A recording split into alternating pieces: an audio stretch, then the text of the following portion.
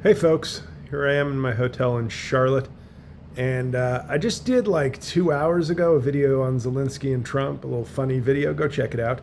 But then I saw the actual video of the meeting and just a few things because I know what's going to happen. I've seen enough Fox News. I check in on it every so often just out of morbid curiosity.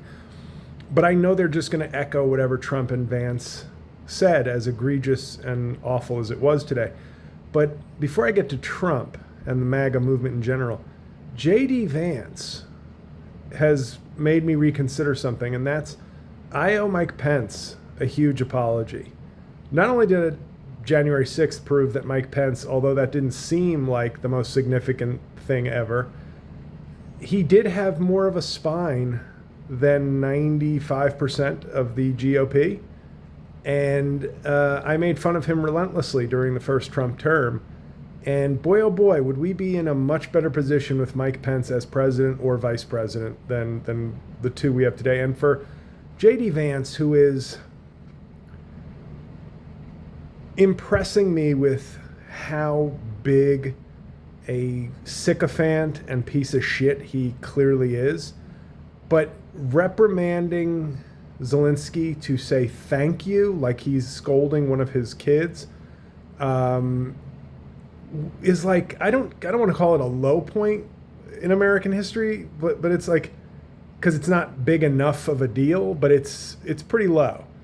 And what they're going to do on Fox now is say, well, you know, the Jesse Waters and the Sean Hannitys of the world, well, did he say thank you? I mean, how about some diplomacy from Zelensky? How about we gave you so much money? Granted, it's only a third of what Trump claims we gave you. No, they're not going to obviously fact check the numbers. But they're going to speak, and this is the gift of the Republican Party in understanding the American people. Diplomacy is not scolding an ally to say thank you and to kiss the ass of the president. But that sounds sensible to probably a lot of this country. So they'll go, yeah, I mean, just say thank you. Just show some gratitude, bro. I don't know. His country's in the middle of a violent war, and he's coming to an ally for help. And and the thing is, he's trying to kiss ass. But Donald Trump doesn't want the ass kissing you're comfortable giving. He only feels comfortable when he knows you're no longer comfortable, when he feels the moral or emotional sacrifice. That's how you know he's a sick fuck, that's why he has to lie on things. He would lie about his net worth. I once said this during his first term, but if Trump won the Powerball for $1 billion, he's not able to just be happy and go, wow, $1 billion, that's great. He needs to feel like he got over on somebody, like they lost or he tricked them. So he would say, I won the Powerball, $2 billion. How about $2 billion? Nobody's ever won that much. Because just winning $1 billion wouldn't be good enough. He'd have to make someone else feel like a sucker or feel like, ooh, I got away with that. That is the way he governs. So Zelensky can kiss ass to a level that he's comfortable with as a man and a leader. But Trump needs to see you sweat and see you weak, so he can feel strong. And so even to allies, that's why he keeps beating up on allies. Now, to say nothing of the fact that he freed the Tate brothers, but is probably going to gleefully, usher Zelensky and Ukraine into destruction and possibly death.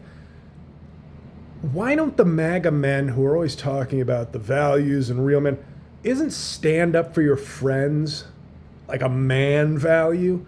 Isn't don't go back on your word? Isn't don't be a petty little spiteful bitch? Like all these guys, the MAGA movement, the masculinity, once again, he is like the real house bitch of DC, Donald Trump. He is cattier and wears more makeup than all of those reality shows put together, and yet they keep telling themselves this is the paragon of masculinity. He does nothing that resembles any of our, remember John Wayne, remember all when men were men? Nothing Trump does is a value associated with when men were men. He's a bitch. He's a liar. He's petty. He whines. He wears makeup. He's built like a melting cup of pudding. And yet, just, I guess, to make liberals mad and to show off some sort of faux performative strength, he's a man's man. So I feel bad for Zelensky. What happened in the White House was a fucking disgrace. And, nothing's, and it's, and I forget Elon Musk is also, the other branch of manhood. Guy's looks and is built like a fucking albino bullfrog. But, Fox isn't going to report this. Fox is like none of those they're not, because they have no limit now. They realize their power is tied to Trump and supporting Trump, and they won't stand up. They won't even question any of this shit. But it's a disgrace. It is an absolute disgrace. And I've been making jokes on Twitter where it's like, think of all our great world leaders through, and the great speeches we've heard. And Trump is just basically a petty bitch extortionist. And he extorts our friends because he knows they need our friendship. So he abuses it. And he doesn't do shit to anybody who's an enemy or anybody who represents a real threat. And, for all those guys, like, a real man stands up to bullies, a real man defends his family, a real man keeps his word. Donald Trump is the equivalent of like he'd be in a school, and instead of punching the bully, he'd go to the table of like special needs kids and throw food at them. I don't know how this guy can represent, not only is he an awful president, he's just a clearly, plainly awful human being, and doesn't represent any of that old school values and when men were men bullshit that the right always spews. So I don't know. I feel bad for Ukraine though.